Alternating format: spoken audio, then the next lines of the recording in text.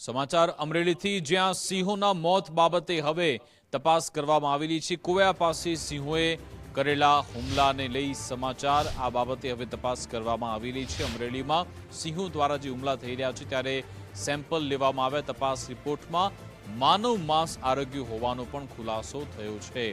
સિંહોને આજીવન શક્કરબાગ ઝૂ ખાતે રાખવાનો પણ નિર્ણય લેવામાં આવ્યો છે। વન વિભાગે 4 સિંહોને કેદમાં રાખવાનો નિર્ણય લઈ લીધો છે। અહીંયા એક યુવાનનું મોત થયું હતું। કુવા ગામ પાસે ઉત્તરાખંડના યુવાનનું માથું અને પગ મળ્યા હતા। સિંહોએ તેનો શિકાર કર્યો હતો, સિંહોએ તેના પર હુમલો કર્યો હતો। હવે વન વિભાગે 4ને કેદ રાખવાનો નિર્ણય કર્યો છે। વન વિભાગે 4 સિંહના સેમ્પલની તપાસ માટે મોકલ્યા હતા, જેમાં તપાસમાં સામે આવ્યું કે સિંહોએ માનવ માંસ આરોગ્ય હતું, એટલા માટે જ હવે તેમને કેદમાં રાખવામાં આવશે। તપાસ રિપોર્ટમાં માનવ માંસ આરોગ્ય હોવાનું ખુલતા સિંહોને આજીવન શક્કરબાગ ઝૂ ખાતે રાખવાનો નિર્ણય લઈ લેવામાં આવ્યો છે।